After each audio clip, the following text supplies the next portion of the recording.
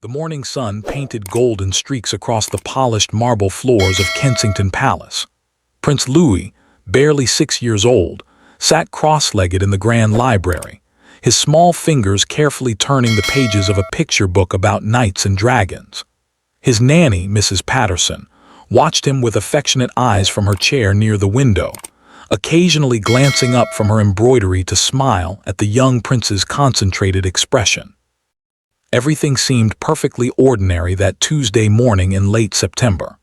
The palace grounds were quiet except for the distant sound of gardeners trimming the hedges and the soft chirping of birds in the ancient oak trees. Prince Louis wore his favorite blue sweater, the one with a small sailboat stitched on the pocket, and his shoes were untied as usual.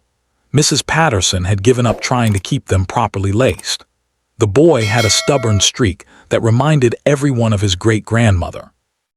"Mrs. Patterson, do you think dragons were really real?" Louis asked suddenly, his bright eyes looking up from the colorful illustrations. "Well, Your Royal Highness, I think perhaps they were real in people's imaginations," she replied warmly, setting down her needle and thread. Louis nodded thoughtfully, then returned to his book. The clock on the mantelpiece ticked softly, marking the peaceful passage of time. Outside the window, 2 guards stood at their posts, their red uniforms pristine and their faces professionally blank. Everything was as it should be in the protected world of the young prince. Down the hallway, Prince William was in a meeting with his private secretary, discussing upcoming engagements. Princess Catherine had taken Charlotte and George to a private art class in another wing of the palace. The household staff moved quietly through their duties, polishing silver, arranging flowers, and preparing for lunch. It was a day like any other, unremarkable and safe. Then, at exactly 11:43 in the morning, everything changed. The change came not with a bang or a crash, but with something far more unsettling. A subtle wrongness that only trained eyes could detect. Officer James Mitchell, a protection officer with 15 years of experience, noticed it first. He was standing near the east gate, reviewing the morning security logs on his tablet, when he saw movement on one of the surveillance cameras that shouldn't have been there. A vehicle had entered the service entrance using what appeared to be valid credentials, but something about the timing felt off. Mitchell's instincts, honed by years of protecting the royal family, began to prickle. He zoomed in on the camera feed, watching as 2 men in maintenance uniforms exited the van. Their movements were efficient, professional, but there was a tension in their shoulders that didn't match the casual nature of routine maintenance work. Mitchell immediately radioed to the security control room. "Control, this is Mitchell. I need verification on the maintenance crew that just entered through Gate 7. Something feels wrong." In the control room, Officer Sarah Chen pulled up the schedule on her computer. Her fingers flew across the keyboard, checking and double-checking the logged appointments. Her face went pale. "Mitchell, we have no scheduled maintenance for today," she said, her voice tight with controlled alarm. "Repeat, no maintenance scheduled." The words hung in the air for a split second before training took over. Chen hit the emergency alert button, and throughout the palace, silent alarms began to flash on security monitors. Within seconds, the entire protection team was mobilized. In the library, Mrs. Patterson's personal radio, clipped discreetly to her belt, vibrated twice in rapid succession. The pattern made her blood run cold. It was the code for immediate threat, level red. Her hands, which had been so steady moments before, began to shake slightly, but her voice remained calm. "Louis, darling, we're going to play a special game right now," she said, standing up and moving quickly toward him. The little prince looked up, puzzled. "What kind of game?" Before she could answer, the library door burst open. Officer David Harrison, one of Louis's regular protection officers, stood in the doorway. His face was calm, but his eyes were sharp and alert.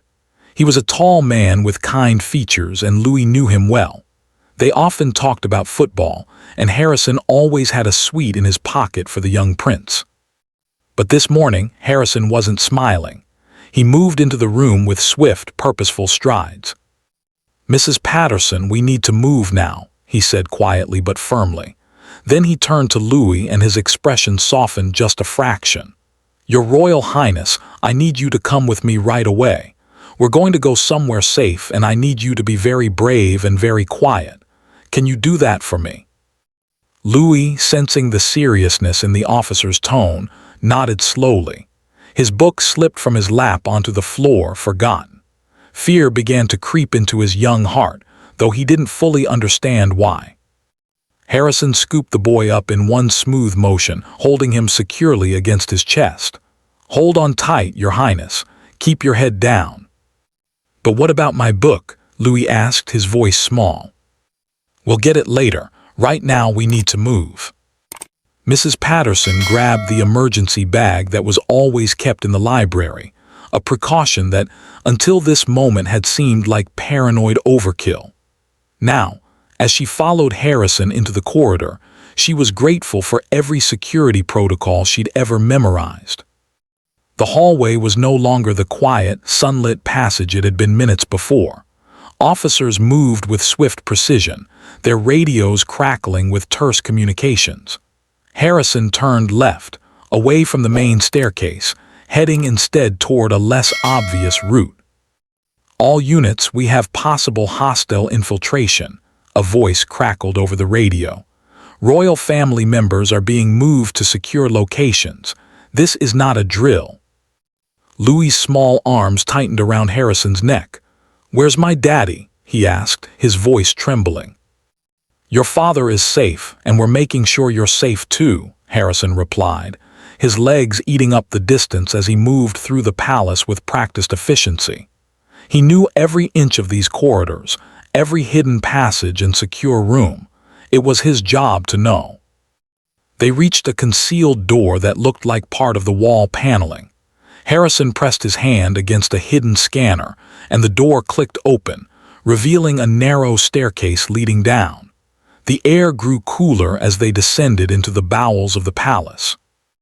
Louis had never been in this part of the building before. The walls were plain concrete, lit by harsh fluorescent lights. It felt like a different world from the ornate rooms above, like they had stepped into a secret underground castle. His imagination, usually so full of dragons and adventures, was now filled with real fear. "Officer Harrison, what's happening?" Louis whispered. Harrison's jaw was tight as they reached the bottom of the stairs and turned into a long corridor. "Some people have come to the palace who shouldn't be here, Your Highness, but you're safe with me. I promise you that." Behind them, Mrs. Patterson hurried to keep pace, her sensible shoes clicking against the concrete floor. She had worked for the royal household for 20 years, and never once had she experienced anything like this. Her heart pounded in her chest, but she focused on keeping up, on being ready to help protect the little boy who had become so dear to her. They could hear the muffled sounds of activity above them now. Shouting, footsteps running, the controlled chaos of a security operation in full swing. Harrison's radio continued to crackle with updates, each one more urgent than the last. "Suspects moving toward the west wing," a voice reported. "All protection officers maintain positions. Royal family secure protocols in effect." Harrison picked up his pace, almost running now through the underground passage. Louis bounced against his chest, frightened and confused, but trying desperately to be brave like the officer had asked. They passed several closed doors, each marked with numbers and codes that meant nothing to the young prince. Finally, they reached a heavy steel door at the end of the corridor. Harrison set Louis down for just a moment to enter a code into the keypad beside it. The lock disengaged with a heavy thunk, and the door swung open to reveal a secure room beyond. "Inside quickly," Harrison urged, ushering both Louis and Mrs. Patterson through the doorway. The room was windowless but well lit, furnished with comfortable chairs, a sofa, and even some toys and books on shelves along one wall. It was a safe room, designed for exactly this kind of emergency. But to Louis, it looked like a prison. As the heavy door closed behind them with a final, ominous click, the little prince finally let the tears come. He didn't understand what was happening or why, but he knew that something was very, very wrong in his home. Harrison knelt down in front of him, placing a gentle hand on his small shoulder. "You're doing great, Your Highness. So brave. We're going to stay right here until everything is safe again." Outside, in the palace above them, the security team worked frantically to neutralize the threat and protect the other members of the royal family. But in that secure room, hidden beneath layers of concrete and steel, Prince Louis could only wait and wonder what danger had come to his home and when he would see his family again. The story of what happened next would become one that Louis would remember for the rest of his life. A day when his childhood innocence was shattered, and he learned that even princes are not always safe in their own castles. The secure room felt smaller with each passing minute. Prince Louis sat on the sofa, his legs too short to reach the floor, swinging nervously back and forth. Mrs. Patterson sat beside him, her arm around his small shoulders, whispering soothing words that seemed to do little to calm either of them. Officer Harrison stood by the door, his ear pressed to his radio, listening intently to the rapid-fire communications coming from the security team above. 20 minutes had passed since they had sealed themselves inside, 20 minutes that felt like hours. "Status report," Harrison spoke into his radio, his voice low and controlled.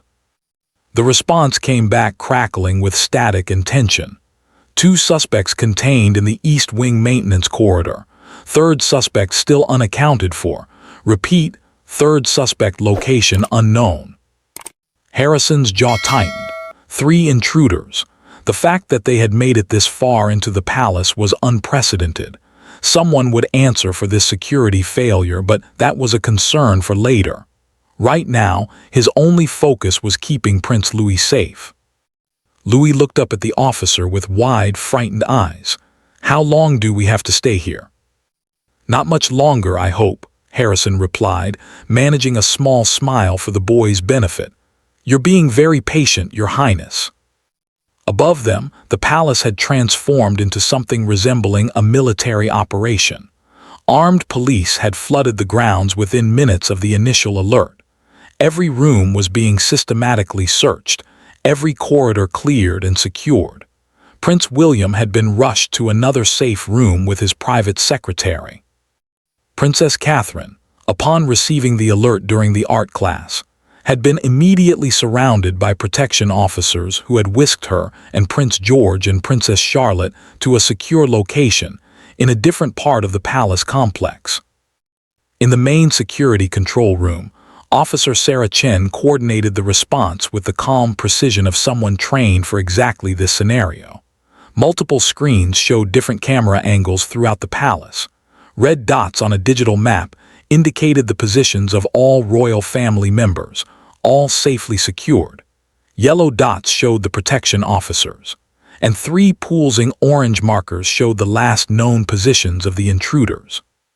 "Who are they?" asked Commander Peter Walsh, the head of palace security, who had arrived within 6 minutes of the first alert. Chen pulled up the footage again, freezing it on a clear shot of one of the suspects' faces. "Facial recognition is running now, sir, but based on their movements and training, these aren't amateurs.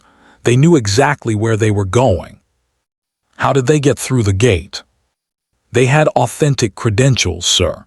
Someone on the inside must have provided them, or they're sophisticated enough to have created perfect forgeries." Walsh's expression darkened. An inside threat was every security chief's nightmare.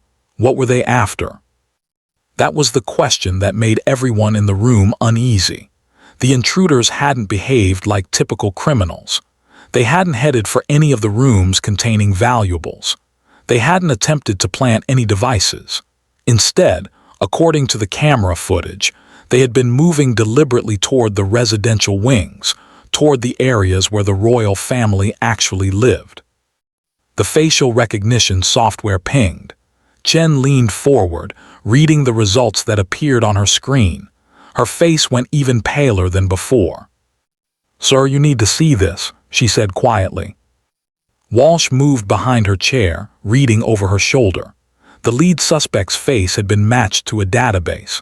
Marcus Hewitt, age 34, former military, dishonorably discharged 5 years ago. Known associate of several extremist groups, considered armed and dangerous. "Get this information to all units immediately," Walsh ordered, "and someone tell me where the third suspect is, now." The third suspect, whose name would later be identified as Thomas Reed, was at that moment hiding in a service closet on the second floor, barely 30 feet from the library where Prince Louis had been reading his book about dragons less than an hour before. Reed's heart pounded in his chest as he heard the sound of boots running past his hiding spot. The operation had gone wrong so quickly. They had been assured the intelligence was good, that the security rotations had been mapped out perfectly.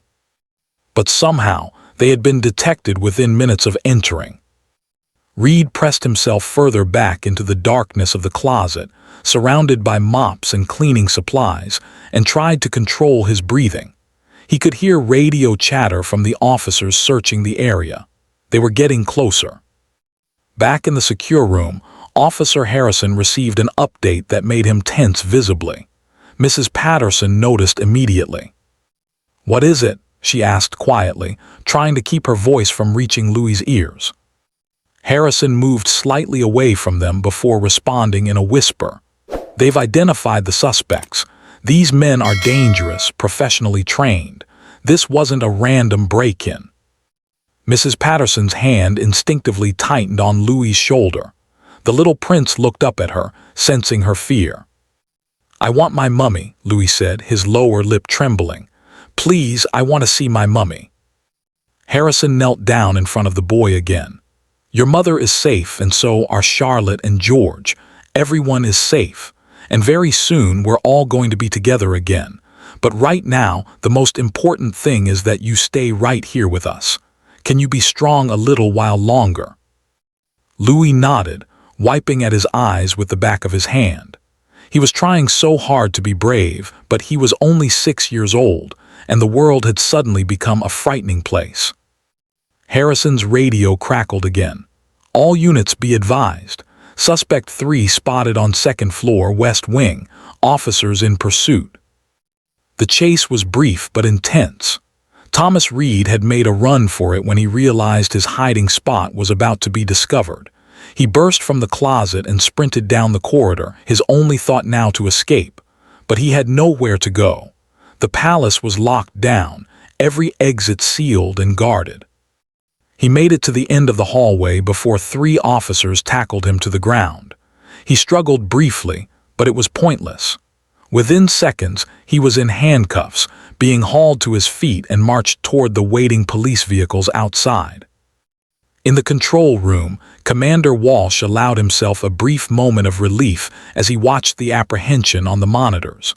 All 3 suspects were now in custody. The immediate threat was over. "Secure all royal family members to confirm status," he ordered. "And I want a complete lockdown maintained until we've swept every inch of this palace." The all-clear would not be given hastily. Every room, every closet, every corridor would be checked and rechecked. It would be another 2 hours before Walsh was satisfied that there were no other threats lurking in the ancient building. In the safe room, Harrison finally received the message he had been waiting for. "Officer Harrison, you are cleared to move Prince Louis to the family secure area. The Prince and Princess of Wales are waiting." Relief flooded through him. "Copy that, moving now." He turned to Louis and Mrs. Patterson with the first genuine smile he had worn since the crisis began. "Good news, Your Highness. We're going to see your parents now." Louis jumped off the sofa, his face lighting up for the first time in hours. "Really? We can go?" "Really, but we still need to be careful and stay close to me, all right." The journey through the underground corridors seemed shorter this time, perhaps because it led toward reunion rather than away from danger. Harrison carried Louis again, but this time the boy's grip around his neck was less fearful and more eager. They emerged into a different part of the palace, one that Louis recognized. These were the private family quarters, where normal life happened away from the formal state rooms. As they rounded the corner, Louis saw his father striding toward them, his face tight with worry but softening the moment he saw his son.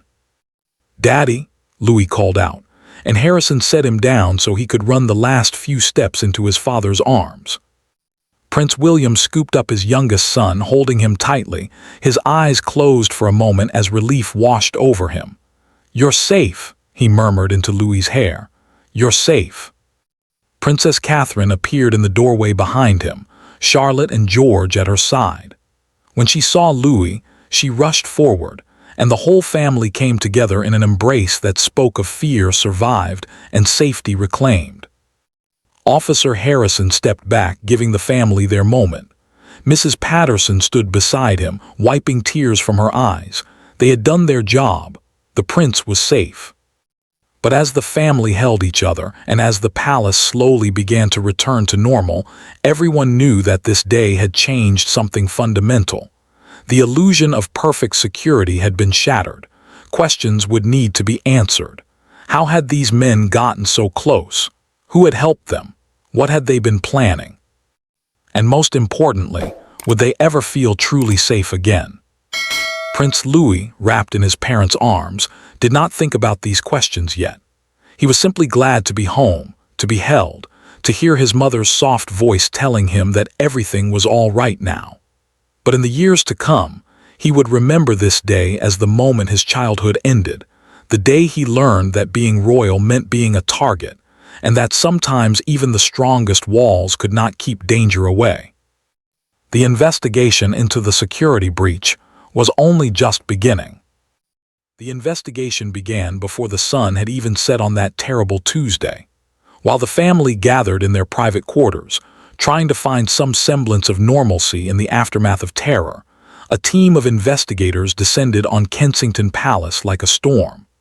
They came from multiple agencies, including the Metropolitan Police Counter-Terrorism Command, MI5, and the Royal and Specialist Protection Command. Every minute detail would be examined, every decision questioned, every security protocol scrutinized. Commander Peter Walsh sat in an emergency meeting room with 12 other senior officials, watching the security footage for the 5th time. The grainy images showed the maintenance van arriving at Gate 7 at precisely 11:37 in the morning.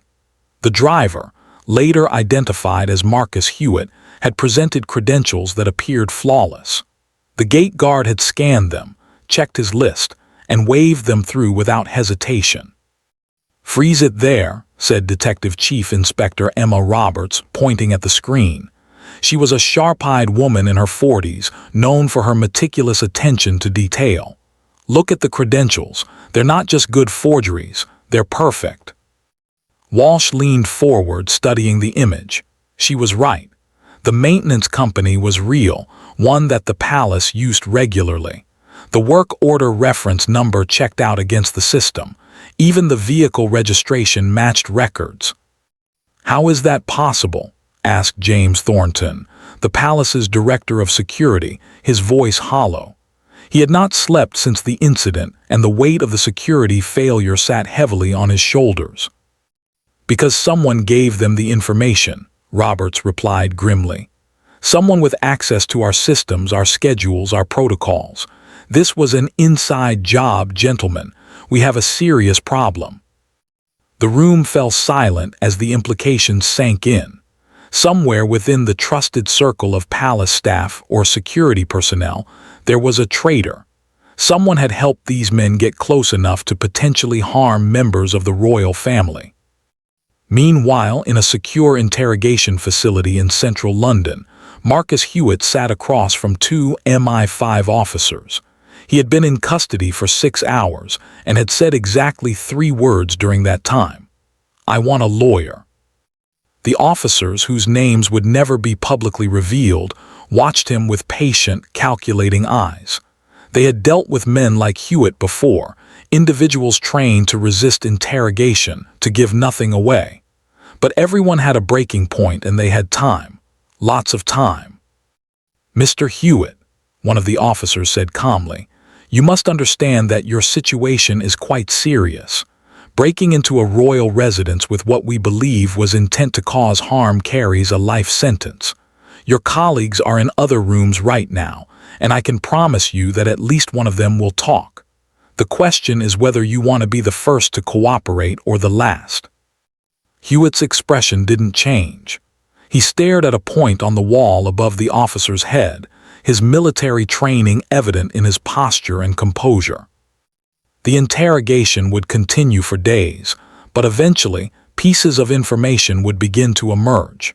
Not from Hewitt himself, but from Thomas Reed, the youngest of the three conspirators, who cracked under the pressure and the reality of spending the rest of his life in prison. Back at Kensington Palace, life tried to return to normal, but nothing felt normal anymore. Prince Louis refused to sleep in his own bedroom that night. He insisted on staying with his parents, squeezed between them in their bed, his small body pressed close to his mother's side. Every sound made him jump. Every shadow seemed threatening.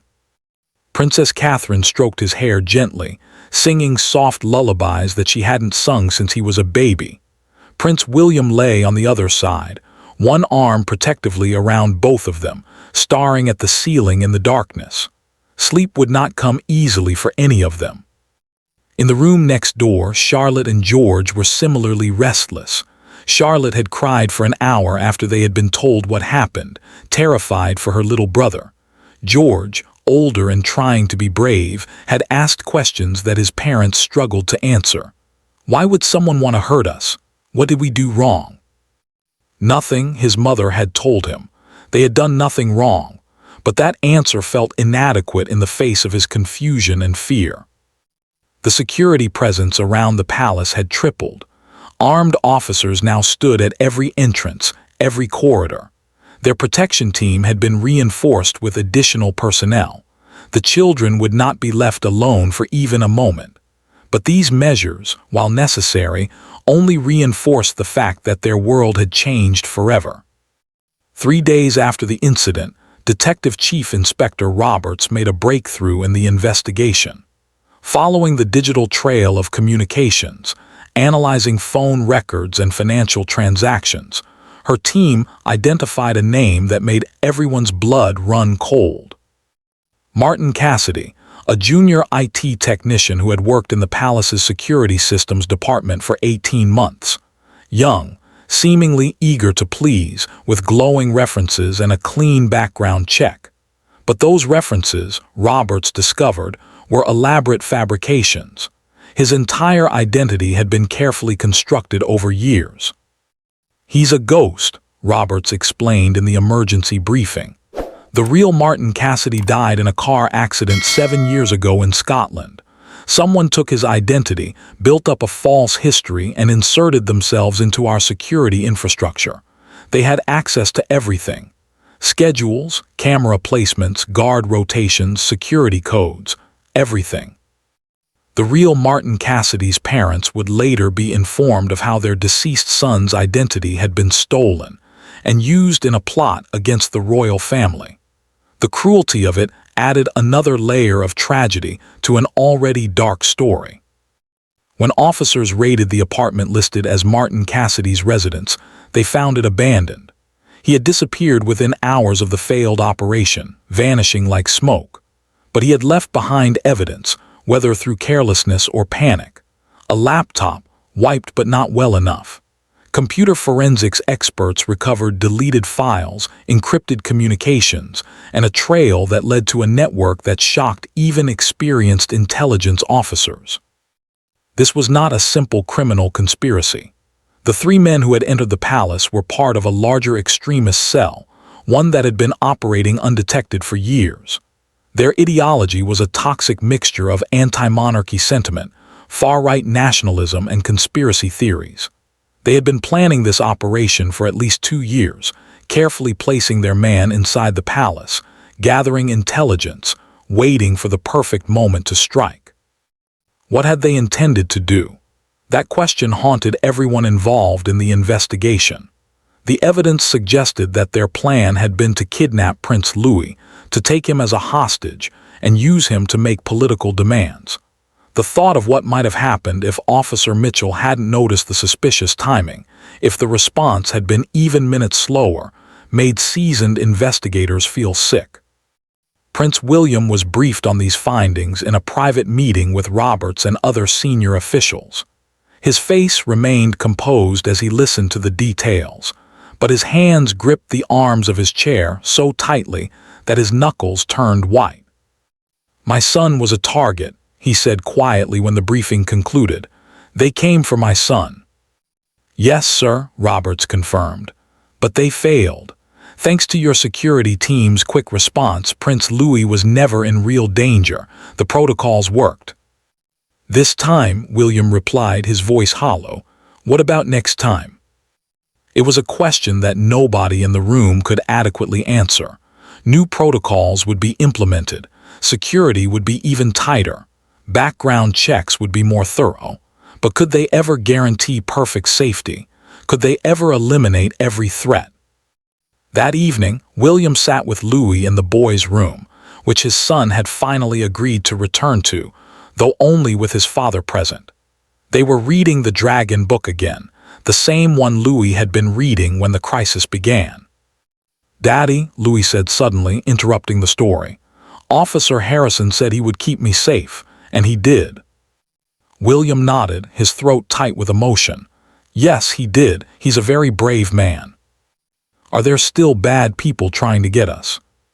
The question was so direct, so innocent, and so impossible to answer without either lying or terrifying his child further. William chose his words carefully.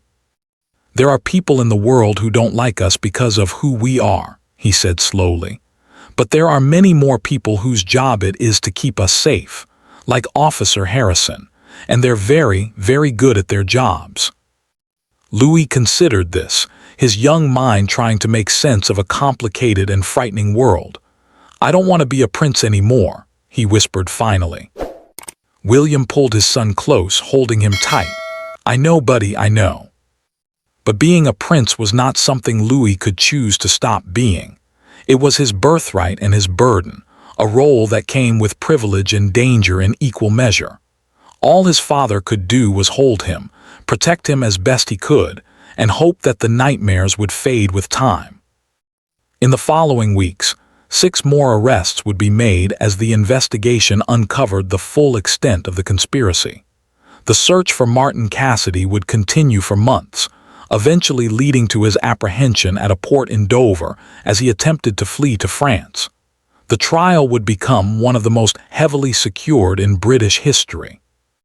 But for Prince Louis, the impact of that September day would last far longer than any trial.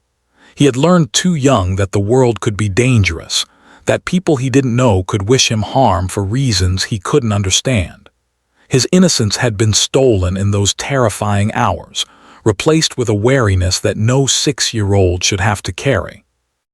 And though Officer Harrison had kept his promise to keep him safe, though the protocols had worked and the threat had been neutralized, a shadow had fallen over Kensington Palace that would take years to fully lift. The question that haunted everyone was not what had happened, but what had almost happened. And in the darkest moments, when Prince William lay awake at night listening to his sons breathing in the next room, he thought about how close they had come to unspeakable tragedy, and how fragile safety truly was, even behind palace walls. The weeks following the incident transformed life at Kensington Palace in ways both visible and invisible. The visible changes were obvious to anyone who visited. Armed police now patrolled the grounds openly, a stark departure from the more discreet security of the past. New barriers had been installed. Access points were reduced and more heavily monitored.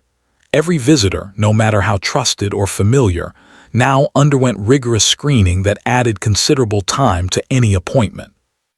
But the invisible changes ran deeper, cutting into the very fabric of the family's daily life.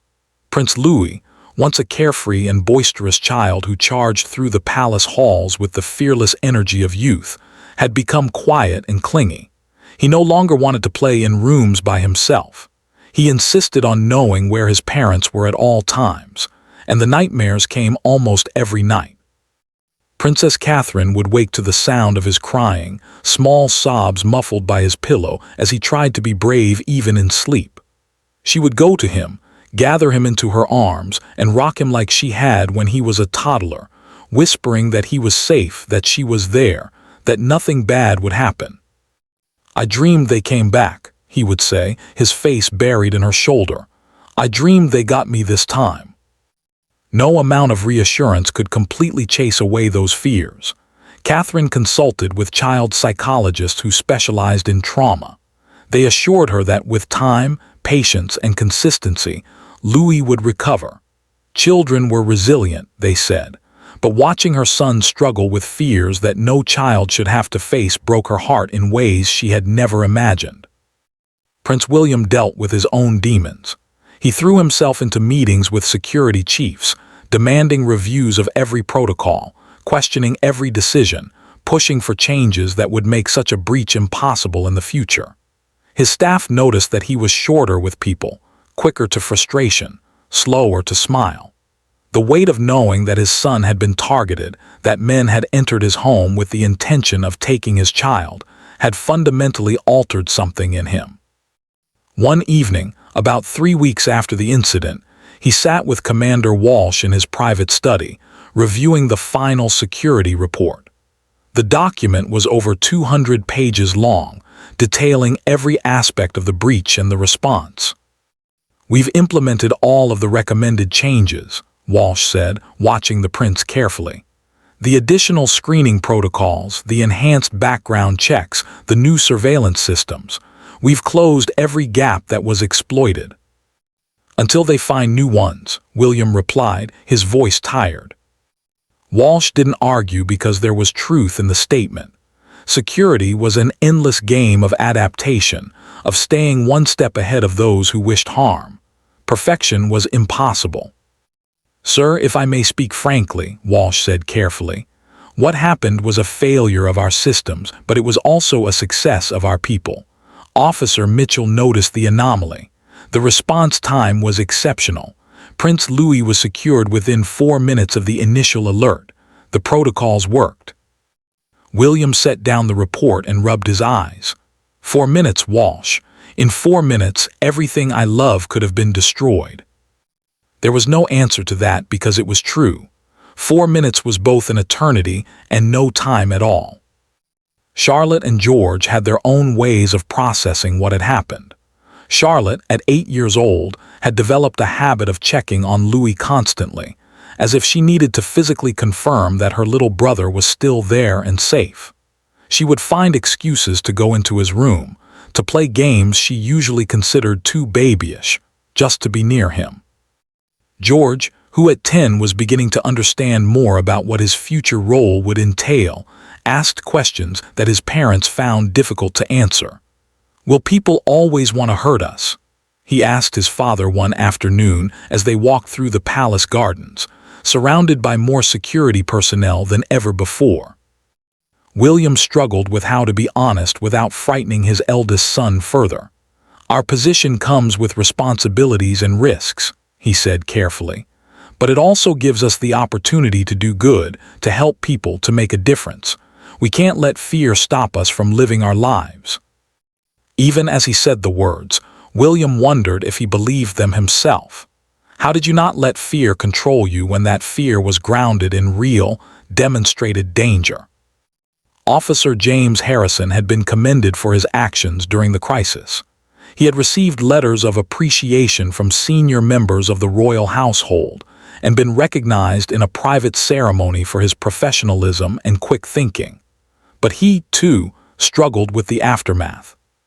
He found himself running through the events of that day over and over in his mind, questioning his decisions. Should he have moved faster, taken a different route? What if the threat had been more immediate? What if he hadn't been able to get Louis to safety in time? His wife noticed the change in him. "You saved that little boy," she reminded him one evening when she found him staring out the window, lost in thought. "You did your job perfectly." This time, Harrison replied, echoing Prince William's words.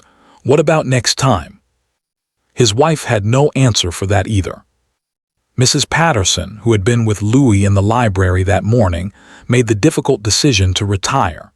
She had served the royal household faithfully for 2 decades, but the trauma of that day had been too much. She couldn't shake the image of Louis's frightened face, couldn't forget the sound of those alerts, the feeling of helplessness as they fled through the underground corridors. She visited Louis one last time before she left, bringing him a gift, a new book about brave knights who protected kingdoms from danger. "You were so brave that day," she told him, hugging him close. "You're going to grow up to be a wonderful young man." Louis clung to her, not fully understanding why she had to leave, but knowing that another piece of his normal life was disappearing. "Will you come back to visit?" "Of course I will," she promised, though they both somehow knew it wouldn't be the same. As October turned into November, small signs of recovery began to appear. Louis started sleeping through the night more often. His laughter, which had been absent for weeks, occasionally echoed through the halls again. He began to play with his siblings with something approaching his old energy, though he still needed to know where his parents were and still resisted being alone in large rooms. The family made a conscious decision to maintain as much normalcy as possible. George and Charlotte returned to school, though with enhanced security that made Catherine wince every time she saw the additional protection officers. Louis continued his lessons with his tutor, though now those lessons took place in a room that had been specially secured, with guards posted just outside. Prince William and Princess Catherine made a point of attending their scheduled engagements, of not allowing the threat to make them prisoners in their own home. But the ease they had once felt in public was gone, replaced by a constant awareness of their surroundings, a tension that never fully left their shoulders. There was one bright spot in those difficult weeks. Officer Harrison received an unexpected visitor one afternoon as he stood his post outside the family's private quarters. Prince Louis appeared in the doorway, accompanied by his mother. The boy walked up to Harrison and, with the serious expression that had become common since the incident, extended his small hand. "Thank you for saving me," Louis said formally, as if he had been practicing the words. Harrison knelt down to the boy's level, taking his hand gently. "It's my honor to protect you, Your Highness. You were very brave that day." Louis considered this, then surprised everyone by stepping forward and wrapping his arms around Harrison's neck in a tight hug. "You're my hero," he whispered. Harrison's eyes filled with tears that he blinked away quickly, maintaining his professional composure even as his heart broke for this child who had been forced to learn about danger far too young. "You're going to be okay," he whispered back. "I promise you that." As Louis pulled away and returned to his mother's side, Harrison watched them disappear back into their private quarters. He hoped his promise was one he could keep, that Louis would recover from this trauma and grow into the confident young man he was meant to be. But he also knew that something fundamental had changed for all of them. The illusion of invulnerability had been shattered. They all knew now, with a clarity that could never be forgotten, exactly how fragile safety was and how quickly normal life could transform into crisis. The family gathered that evening for dinner, all of them together in the private dining room. It was a small thing, an ordinary thing, but it felt precious in a way it never had before. They talked about their day, about Charlotte's art project and George's football match, about Louis's reading lessons. They laughed at William's terrible joke about a pirate and a parrot.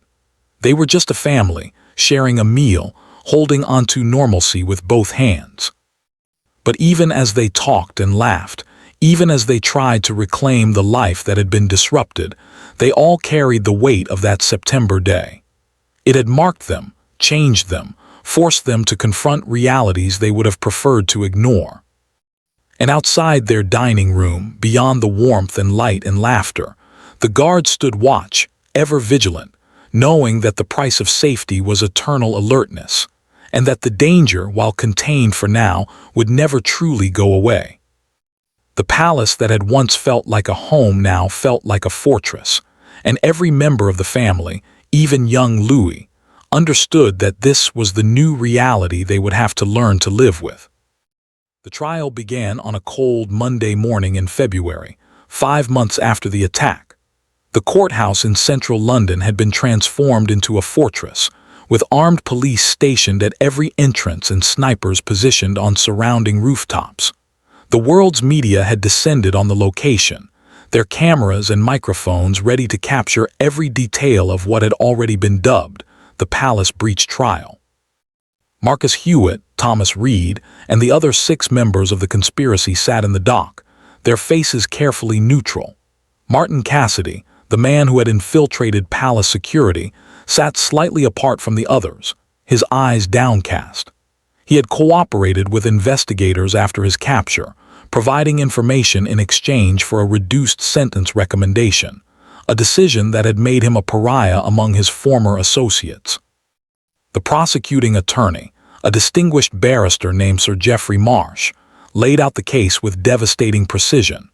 He described how the conspiracy had been years in the making, how they had planned and prepared, how close they had come to succeeding in their horrific plot. When he described their intention to kidnap Prince Louis, to use a 6-year-old child as a political pawn, several members of the jury looked visibly disturbed. Prince William attended the trial for 1 day only, sitting in the gallery with stoic dignity as the details of the plot against his son were recounted in clinical detail. He heard how the conspirators had researched Louis's schedule, his favorite rooms in the palace, his usual protection detail. They had known which days he typically had lessons in the library. They had timed their entry for a moment when they believed the response would be slower. What they hadn't counted on was Officer Mitchell's instincts, Harrison's speed, and the effectiveness of the security protocols that had been drilled into every member of the protection team. In the end, their meticulous planning had collapsed within minutes of execution. William listened to all of this without visible emotion, though those sitting near him could see his hands clenched into fists on his lap. When the court adjourned for lunch, he left immediately, unable to bear hearing any more details of how close his family had come to devastation. Back at Kensington Palace, life had found a new kind of normal, different from before but more stable than the immediate aftermath of the attack. Prince Louis had made significant progress in his recovery, thanks in large part to the gentle persistence of his family and the skilled intervention of the child psychologist Dr. Sarah Matthews, who had been working with him twice weekly. The nightmares had become less frequent, though they hadn't disappeared entirely. Louis no longer needed to sleep in his parents' room every night, though he still sometimes appeared at their door in the early morning hours, seeking comfort. He had learned coping strategies for his anxiety, ways to remind himself that he was safe, that the bad men were in prison, that Officer Harrison and all the other guards were there to protect him. Dr. Matthews had been careful to help Louis process his trauma without letting it define him. "You are not what happened to you," she told him gently during one session. "You are brave and strong and kind, and what happened doesn't change that." Slowly, bit by bit, Louis began to believe her. He started to play with more of his old enthusiasm, to joke with his siblings, to ask questions about the world beyond the palace walls. He was healing, though the scar would always remain.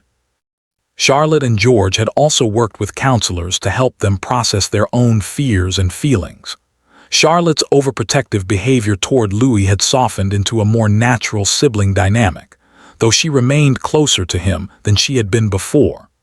George had found an outlet for his anxiety in sports, channeling his feelings into football and cricket with an intensity that his coaches found remarkable for a boy his age.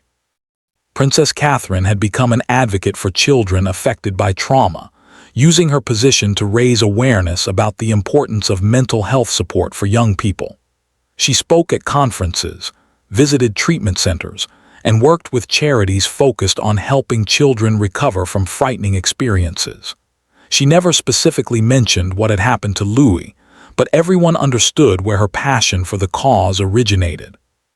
Prince William had channeled his energy into security reform, working with government officials to strengthen protections not just for his own family, but for all public figures who faced threats.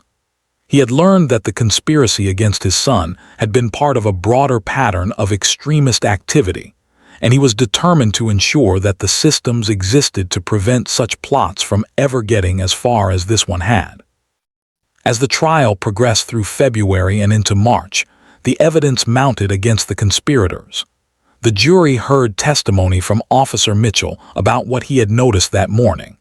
They listened to recordings of the security response, heard from experts about the sophistication of the plot, and reviewed hundreds of pages of communications that the conspirators had believed were secure.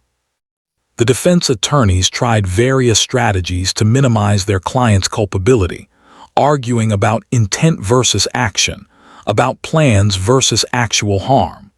But the evidence was overwhelming, and the jury's expressions made it clear that they found the conspiracy reprehensible regardless of its ultimate failure.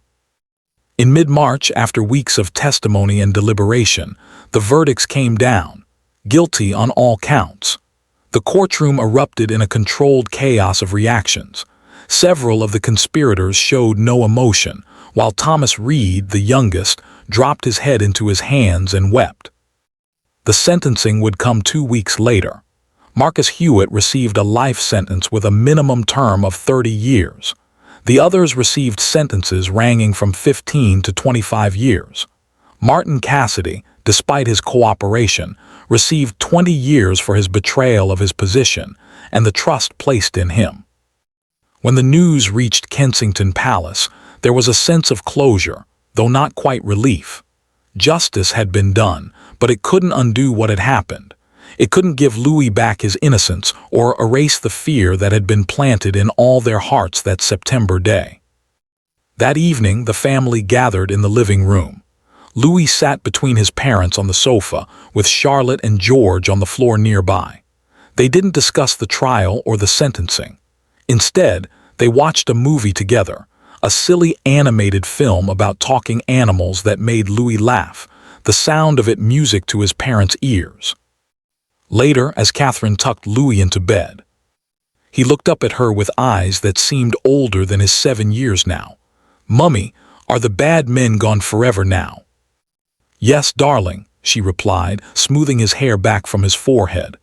"They're in prison, and they'll stay there for a very, very long time." "Good," Louis said firmly. Then, after a pause, "I'm glad Officer Harrison was there that day." "So am I, sweetheart, so am I." As she left his room, leaving the door open and the hallway light on as he preferred now, Catherine reflected on how far they had all come. The journey from that terrible September day to this moment in March had been harder than she ever could have imagined. There had been dark days when she wondered if her son would ever truly recover, if any of them would. But children were resilient in ways that adults often weren't. Louis was healing. He still had fears, still had scars, but he was finding his way back to himself. He would never be quite the same carefree child he had been before, but perhaps that wasn't entirely bad. He had learned about danger, yes, but he had also learned about bravery, about the people who dedicated their lives to protecting others, about the strength that could be found in family. A year after the incident, on a bright September morning that could have been a mirror of that terrible day, Prince Louis sat in the same library where it had all begun. He was reading a different book now, one about real historical figures who had shown courage in difficult times. Officer Harrison stood nearby, not quite at attention, keeping watch as he always did. "Officer Harrison," Louis said, looking up from his book, "can I ask you something?" "Of course, Your Highness." "Were you scared that day, when the bad people came?" Harrison considered the question carefully. He had promised himself he would always be honest with Louis, within the boundaries of what was appropriate for a child to hear. "Yes," he said simply, "I was scared, but my training helped me know what to do, and my job was to keep you safe. That was more important than being scared." Louis nodded thoughtfully. "I was scared too, but you told me to be brave and I tried really hard." "You were incredibly brave," Harrison assured him. "One of the bravest people I've ever met." Louis smiled at that, a real smile that reached his eyes. Then he returned to his book, and Harrison returned to his watch, and life continued in the palace that had been breached but had held firm when it mattered most. The scars remained for all of them. Prince William still sometimes woke in the night, listening for sounds that shouldn't be there. Princess Catherine still felt her heart race when security protocols changed unexpectedly. Charlotte still checked on her little brother more often than necessary. George still asked questions about safety and security that no 10-year-old should have to think about. But they had survived. They had faced something terrible and come through the other side. The family was closer now, bound together by the shared experience of that crisis and the long recovery that followed. They had learned to live with enhanced security, with constant vigilance, with the knowledge that their position in the world made them targets. More importantly, they had learned that they were stronger than they had known, that love and courage could carry them through the darkest times, and that even when the world felt dangerous and uncertain, they had each other. Prince Louis would carry the memory of that September day for the rest of his life, but it would not define him. He would grow into a thoughtful, compassionate young man, aware of both the privileges and the dangers of his position. The trauma he had experienced would give him empathy for others who had faced fear and survived it. The bravery he had shown at 6 years old would become a foundation for the courage he would need throughout his life. And on quiet mornings in the library, with Officer Harrison standing watch nearby, and the sun painting golden streaks across the marble floors, Prince Louis would read his books about heroes and dragons and brave knights, and he would remember that sometimes heroes were real people who showed up when you needed them most, who kept their promises, who ran toward danger instead of away from it. The palace breach had changed everything, but it hadn't destroyed what mattered most. The family remained whole, the love remained strong, and life continued, forever altered but also forever resilient, just like the young prince who had survived it all and emerged, scarred but unbroken on the other side.